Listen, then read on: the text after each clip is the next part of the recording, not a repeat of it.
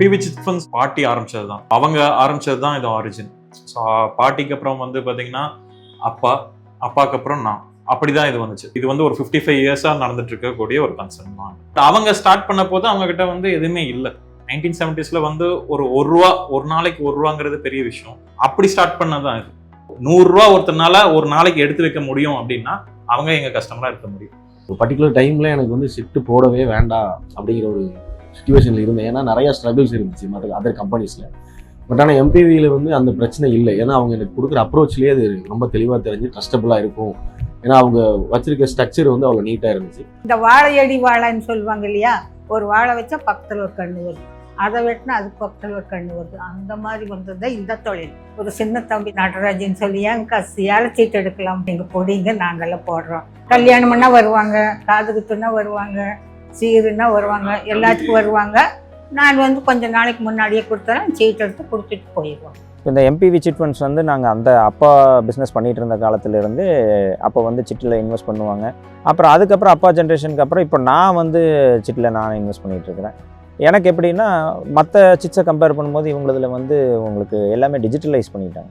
உங்களுக்கு நீங்கள் ஆப் கொடுத்துட்றாங்க, அதில் வந்து நம்ம இன்ஸ்டண்ட்டாக எவ்வளோ பே பண்ணியிருக்கோம், மந்த்லி எவ்வளோ டியூ பே பண்ணியிருக்கோம், இன்னும் எவ்வளோ பே பண்ணணும், அதை ஈஸியாக பார்த்துக்கலாம். ஸோ 3rd ஜென்ரேஷனாக இந்த பிஸ்னஸ் வந்து நாங்கள் சக்ஸஸ்ஃபுல்லாக ரன் பண்ணிகிட்ருக்கோம். அதுக்கு மெயின் ரீசன் வந்து நாங்கள் கஸ்டமர்ஸ் கிட்ட நாங்கள் க்ரியேட் பண்ண ட்ரஸ்ட் தான். ஸோ எப்பவுமே எங்களோட மெயின் ஃபோக்கஸ் வந்து building trust and being transparent to customers. பணத்தை எங்கே சேவிங்ஸ் பண்ணுறது அப்படிங்கிறது வந்து பார்த்தீங்கன்னா பெரிய சேலஞ்சாக இருந்துச்சு. ஒரு ட்ரஸ்டபிள் பர்சனாக தேடி இருக்கும்போது எம்பிவி சிட்ஸ் வந்து எனக்கு வந்து பெஸ்ட் ஆப்ஷனாக தெரிஞ்சதுங்க. எந்த ஒரு ப்ராப்ளமும் இல்லாமல் எனக்கு வந்து ரொம்ப ஸ்மூத்தாக ஹெசல் ஃப்ரீயாக வந்து இது ரன் ஆகிட்டு இருக்கு. மடியில் கனம் இருந்தால் தானே வழியில் பயம்னு ₹100 ஆரம்பித்து இன்னைக்கு பல லட்ச ரூபா பிடிக்கிற அளவுக்கு வந்திருக்கிறோன்னா என்ன காரணம்? நேர்மை தான் காரணம், வேற எதுவும் காரணம் இல்லை. கம்பெனி வந்து எனக்கு கிட்டத்தட்ட ஒரு 6 வருடங்களாக தெரியும். ஒரு 3 சீட் அவங்ககிட்ட முடிச்சிருக்கேங்க. ஒரு நல்ல விதமான ஒரு ஏழை சீட்டு கம்பெனி என்று நம்பிக்கை இருக்குங்க. என்னோடய நண்பர்கள் வந்து அறிமுகப்படுத்தினார். முதல் சீட்டு போட்டேன்.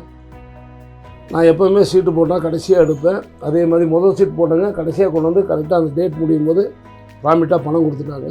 என்னை பொறுத்த வரைக்கும் எம்பிவி சீட் வந்து ஒரு நல்ல ஏழை கம்பெனி என்பதில் நான் உண்மையாக உணர்ந்திருக்கேன்.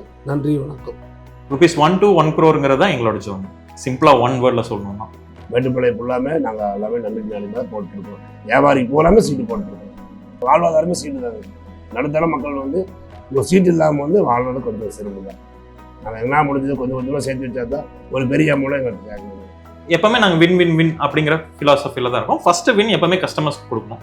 கஸ்டமர்ஸ் கொடுக்குற காசுக்கு மீறி நம்ம சர்வீஸ் இருக்கணும். பேமெண்ட் மோடாக இருக்கட்டும், and when it matures you can approach them very easily.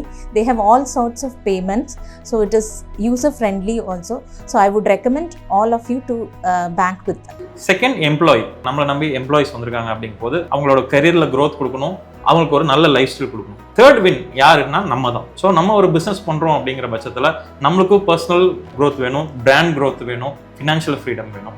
So அப்படிங்க போது நம்மளும் அதை அச்சீவ் பண்ணணும், மற்றவங்களையும் அதை அச்சீவ் பண்ண வேணும். So customers, employees and business owners 3 வின்னையும் நம்ம எப்பவுமே பண்ணணும். இதுதான் எங்களோட கோர் ஃபிலாசபி.